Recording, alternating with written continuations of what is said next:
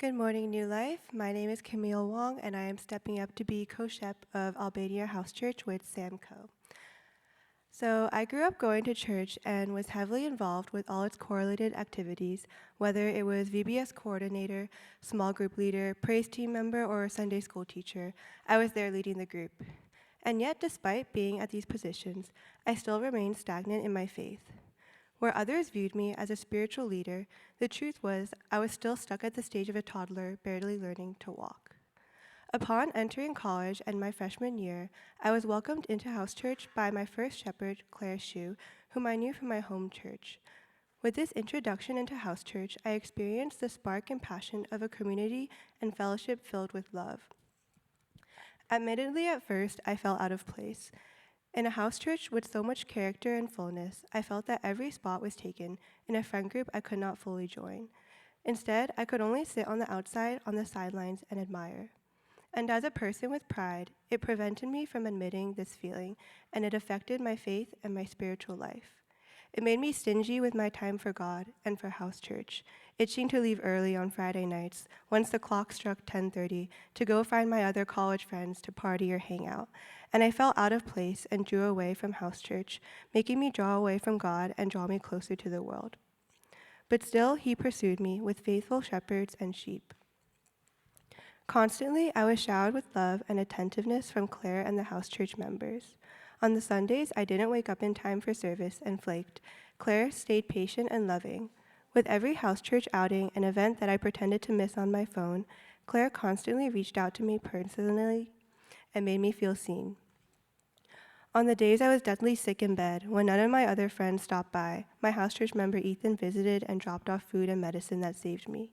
On the days I needed help moving all my belongings out of my dorm, my house church member, David Kim, gave up his time to drive and move everything for me. Even though I was an absent member who did not contribute much truthfully, I was still showered with love and affection. Following this, sophomore and junior year brought me the shepherds Audrey and Brian, who led with organized chaos and life. From Audrey, I learned how to give abundantly through endless snacks, games, and sacrificial time. Through Brian, I learned discipline and intentionality in pursuing God, creating set prayer routines and non-negotiables in my faith.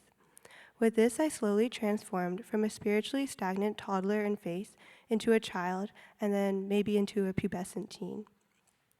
Through my journey in house church, I've learned to pursue God intentionally, build my life around Him rather than myself, and seek Him when I am feeling too proud. And so to my house church members today, each one of you shines a new light and perspective that I learn from every day. I look forward to building up a house church with the same care and genuinity I have experienced and to grow closer to each of you so that every win, loss, or random thought can be celebrated and felt together as we encourage each other and spiritually grow to be more Christ-like.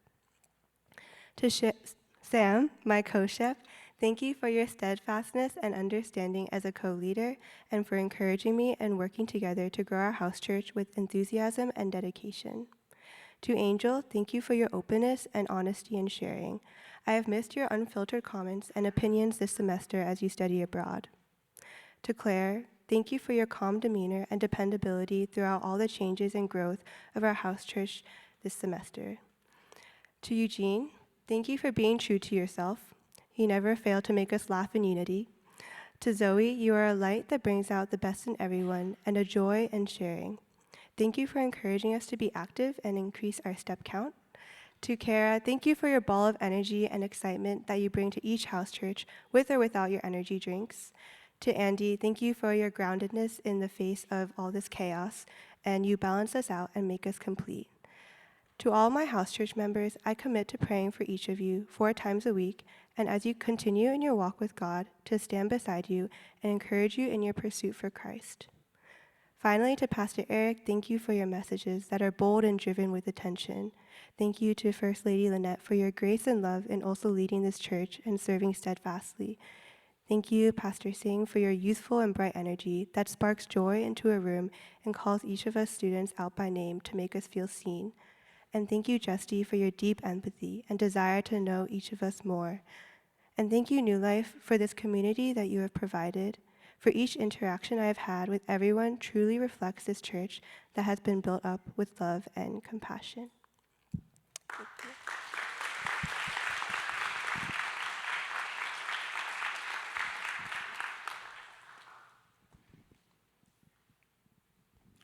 Good morning, New Life. My name is Sam Coe, and I'm the co-shepherd of Albania House Church alongside Camille. I want to start off by saying that it's truly God's miracle that I'm standing before you guys today giving my deputy shepherd's testimony. Looking back at who I was when I came into college and who I am now can only be explained by the transforming love of Christ. So before I share the blessings of my house church experience, I want to talk about my life before college, which shaped who I was coming into my freshman year. So growing up, my life was defined by constant change, immigrating to America in first grade with my mom and sister, moving schools almost every grade in elementary, and changing churches 4 times before college. This instability in my life taught me to adapt to new environments and people quickly, but also to detach very easily. If I felt like I was getting too emotionally attached to something, or if a conflicting situation arose, I resorted to distancing myself to detach more easily. Another thing that I learned growing up was independence. Since we moved to America, my mom was always worried about living paycheck by paycheck in a country where she couldn't speak the native language, so I didn't want to burden her with my emotions. This led me to think that relying on myself was safer and more convenient than depending on others. And as I continuously repressed my emotions, no matter how happy or sad, I never learned to open up, causing me to learn independence before vulnerability and grow up without knowing what it meant to belong. Although I was very independent, my faith wasn't. So as I grew up, I just followed my mom and sister to church. So the moment I got to college, I stopped going to church and started walking in the ways of this world. I was basically collecting the infinity stones of sins, committing like sexual immorality, using substances, developing a gambling addiction, and more.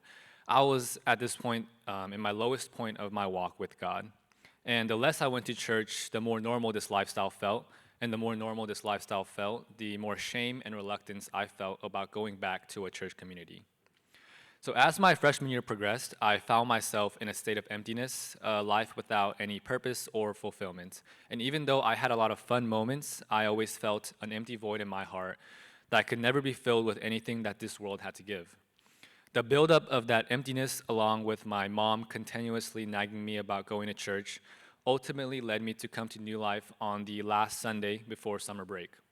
That was when I met Brian Suh, my past shepherd, who asked me to visit his house church next semester. So come next semester, I will never forget that first house church visit on the first Friday of sophomore year. Everyone in that house church carried a sense of belonging, and it truly felt like a family. I truly think that God was working through these people to show me that he has always been reaching out to me.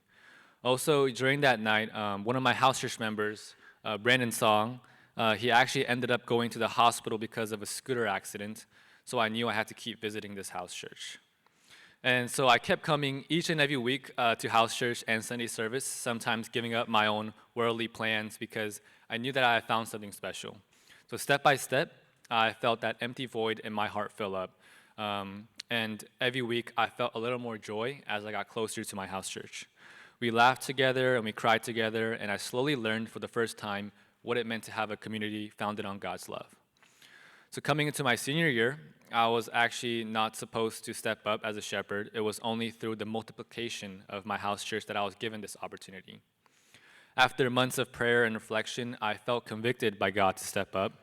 And even though I knew I had a lot of growing up to do, I knew I was willing to commit wholeheartedly, and I trusted that God would equip me with everything I needed as long as I submitted my will to him. So I want to give a verse of encouragement that has been crucial to my spiritual growth in my college years to the college students who feel called to step up as an intern shepherd but are worried that they are not enough. So Matthew 6:33 says, "But seek first his kingdom and his righteousness, and all these things will be given to you as well."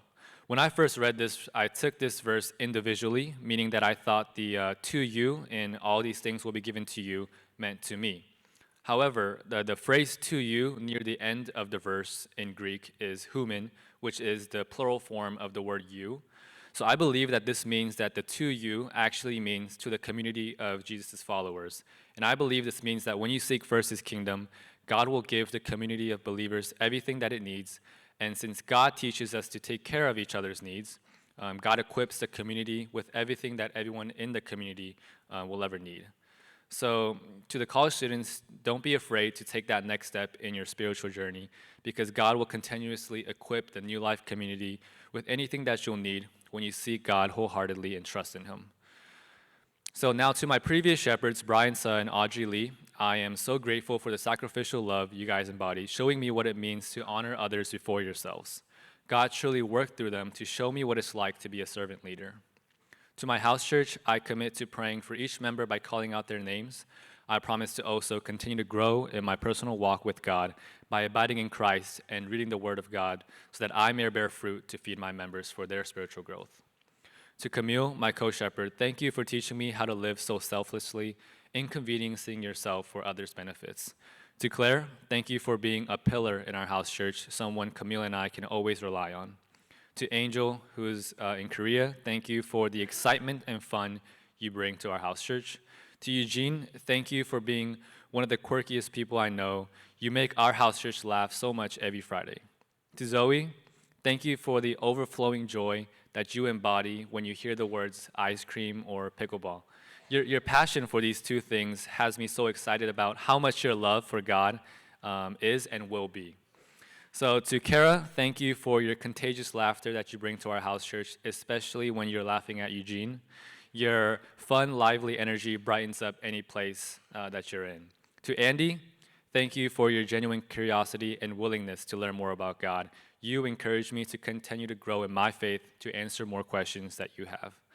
And lastly, I want to end by thanking God for this blessed opportunity to serve the members of my house church and thanking my mom, who has cried out to God on so many occasions to intercede on my behalf to help me become the person I am today. Thank you for listening.